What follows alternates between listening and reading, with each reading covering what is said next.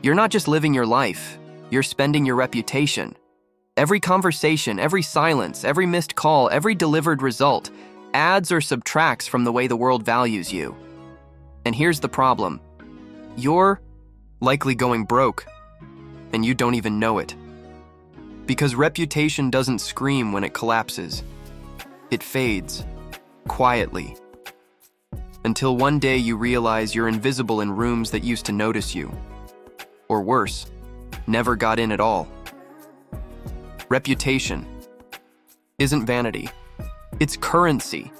It determines if people trust you, hire you, respect you, or follow you.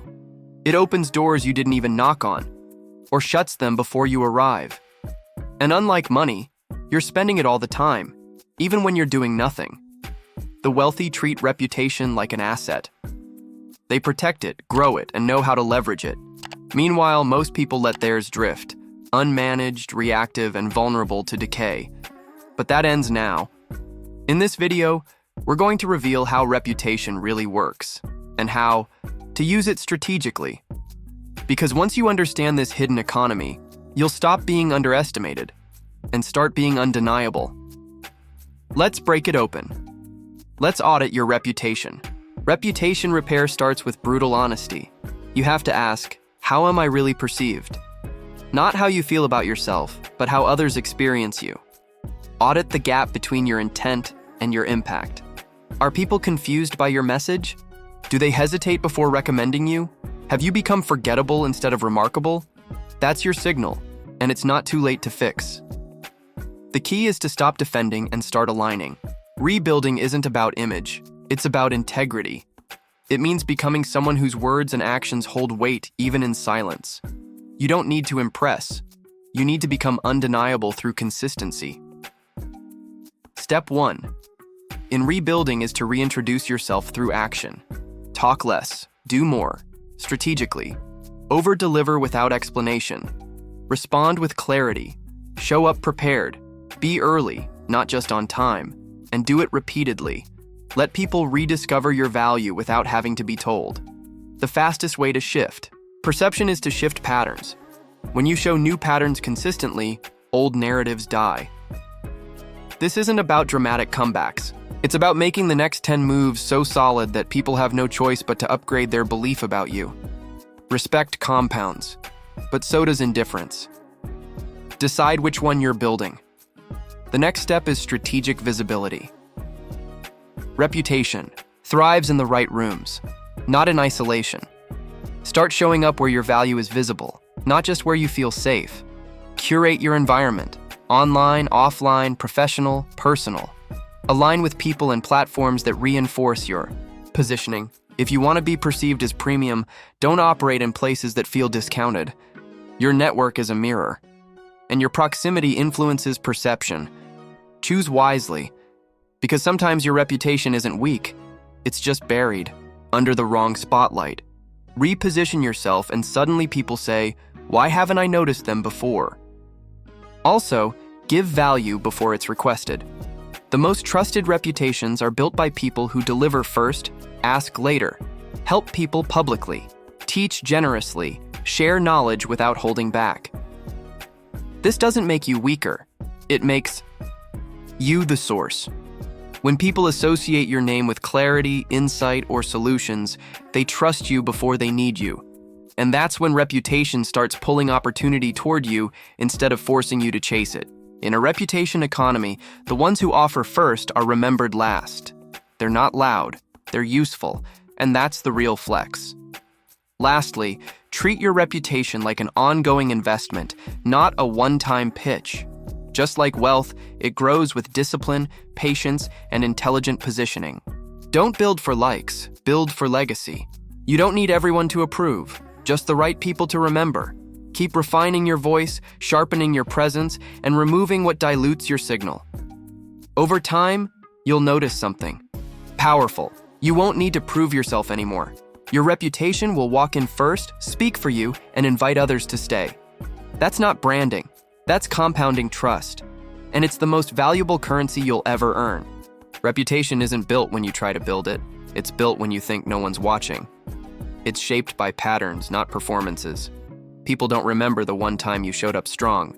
They remember the 5th time you didn't. That's the danger. Reputation is slow to earn, fast to fracture, and most of the work is invisible.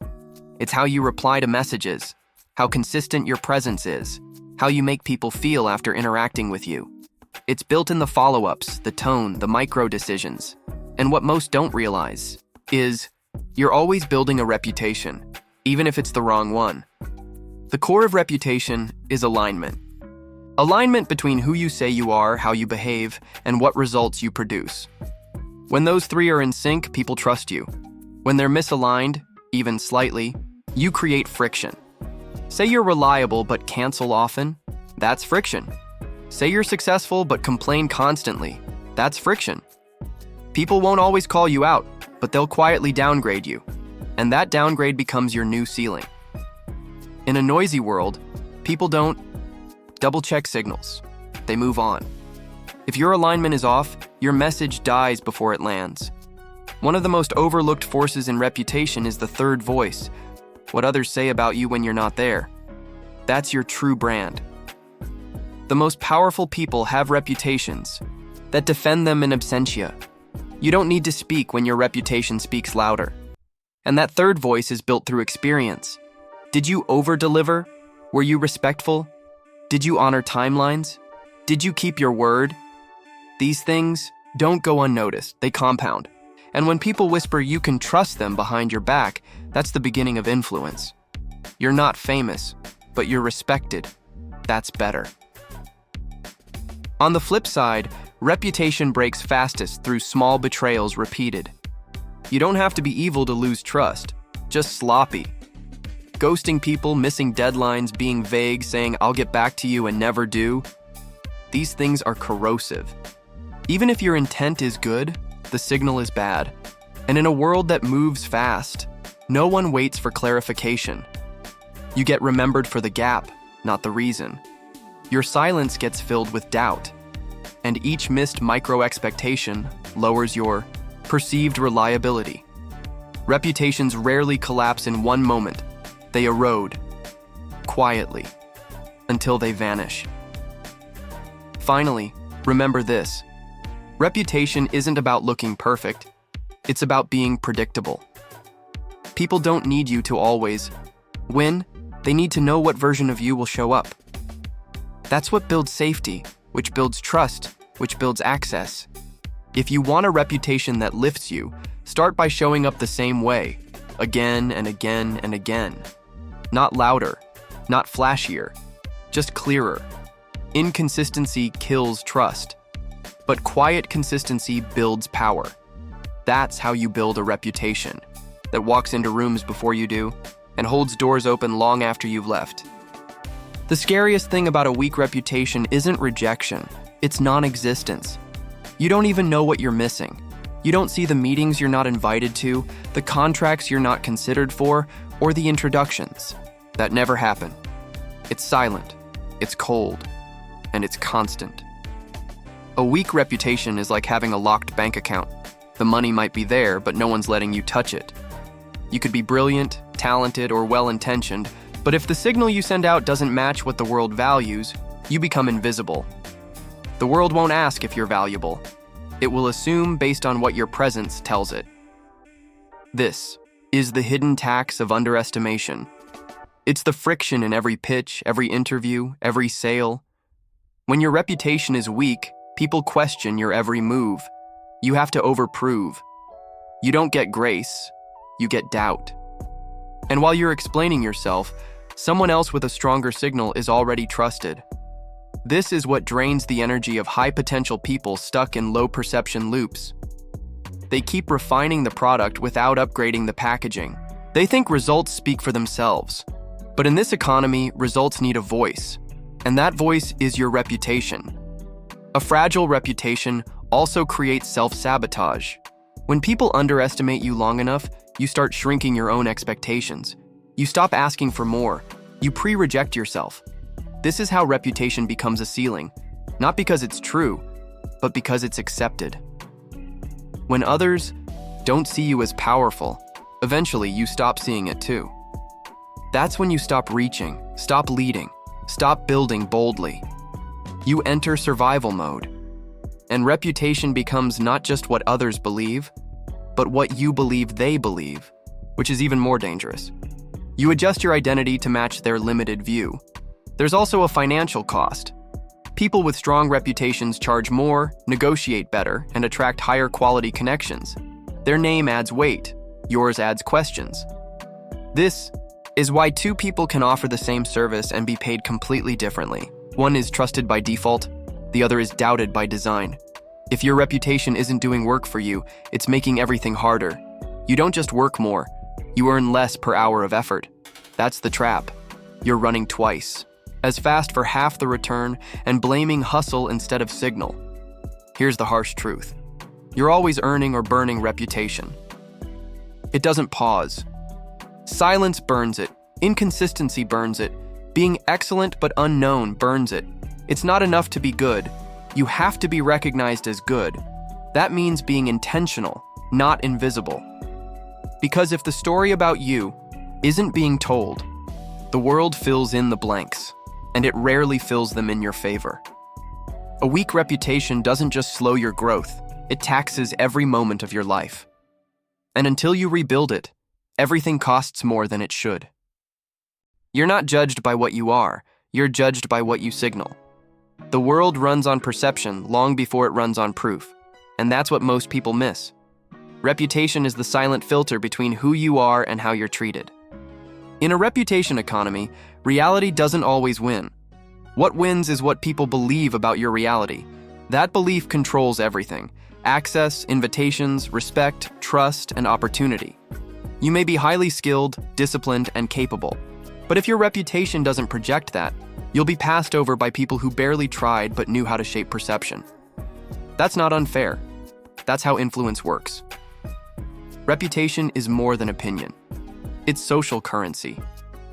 It's the invisible resume that gets you into rooms, earns you second chances, and multiplies your impact. While you're busy proving yourself, someone else is being advanced based on how they're perceived. Reputations can precede you, or block you. They can inflate your value or shrink your leverage. The truth? People rarely give you the benefit of the doubt. They trust stories, not stats. And reputation is the story they're already hearing about you, with or without your permission. Your job isn't just to build value, it's to make sure it's perceived and remembered. In today's world, your reputation is more powerful than your credentials. In many cases, it replaces them. The right reputation can override lack of experience, past mistakes, even absence of formal education. That's why some people leap ahead while others stay stuck in waiting rooms. Because reputation creates momentum. It makes people lean in before they understand you. It gives you credit in advance. And when you learn to treat it as an asset, you stop wasting time trying to convince people one by one. You start letting your presence, your name, your work, your signal do the convincing for you. That's when you shift from pushing to pulling opportunities. But this kind of influence doesn't come by accident. The wealthy engineer their reputations. They control narratives. They're strategic about what they say, how they appear, what they share, and who they associate with. They understand that in a reputation economy, brand beats truth, because brand is what people remember. You don't need to lie. You need to shape, to direct attention, to craft presence.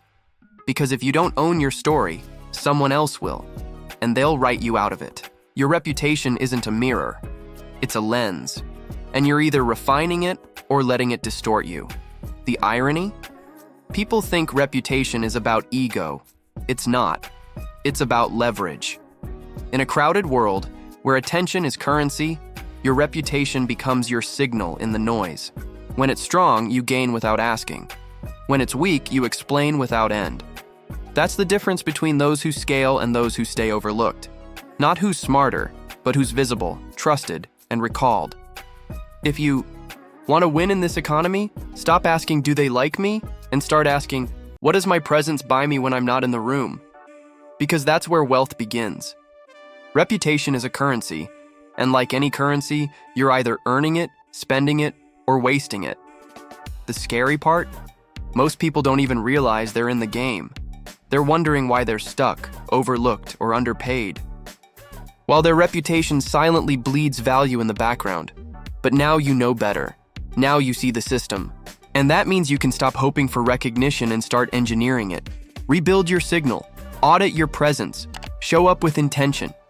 Because the truth is, your name has weight, or it doesn't. Your presence opens doors, or it gets ignored. Reputation isn't built in crisis, it's built in habits. It's not what you say about yourself. It's what people remember when you're gone. So ask yourself, is your reputation buying you freedom? Or is it costing you everything? The difference isn't luck, it's strategy, and it starts now.